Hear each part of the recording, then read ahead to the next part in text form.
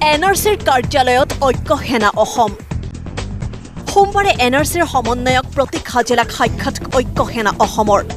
ৰাষ্ট্ৰীয় নাগৰিক পঞ্জীৰ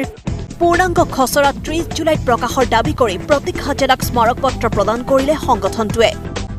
সংগঠনটোৰ দাবী বিভিন্ন অজুহাত দেখুৱাই খচৰা প্ৰকাশৰ দিন বিলম্ব কৰিলে নহব প্ৰকৃত ভাৰতীয় নাগৰিকৰ নাম যাতে NRCৰ পৰা বাদ নপৰে তাৰ বাবেও দৃঢ় পদক্ষেপ ল'বলৈ দাবী কৰিলে সংগঠনটোৱে 30 জুলাইৰ পিছত যাতে এদিনো আৰু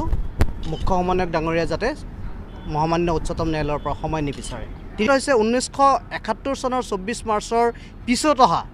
এজনো বিদেশী নাগৰিক যাতে NRCৰ নাম নোহোমাই আমি ঐক্য সেনা অসমে দাবী কৰিছে আৰু তৃতীয়টো হৈছে যাতে NRCৰ নামত যাতে প্ৰকৃত ভাৰতীয় নাগৰিকো যাতে বাদ নপৰে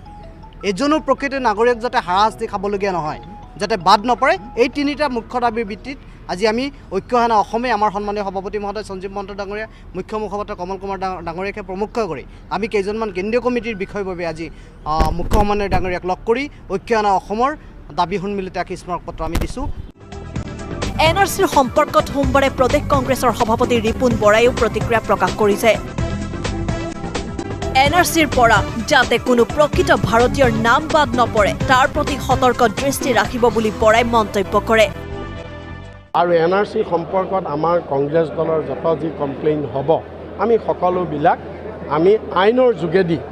আমি নিষ্পত্তি কৰিব লাগিব আৰু তাৰ কাৰণে আমি প্ৰস্তুত হৈছোঁ লাখ মানুহৰ নাম কৰ্তন হ'ব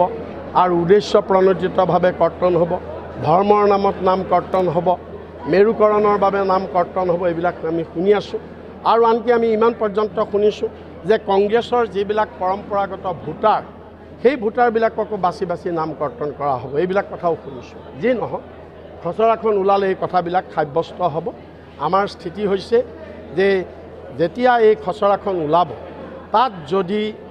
প্ৰকৃত ভাৰতীয় মানুহৰ নাম বাদ পৰে তেতিয়াহ'লে আমি কংগ্ৰেছ দলে সেই মানুহখিনিক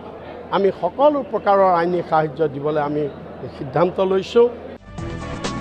ভিডিঅ' জাৰ্নেলিষ্ট নয়ন আৰু ৰূপমৰ সৈতে মন্টু কুমাৰ শইকীয়া আৰু অনিমেশ নাথ আসাম টক্স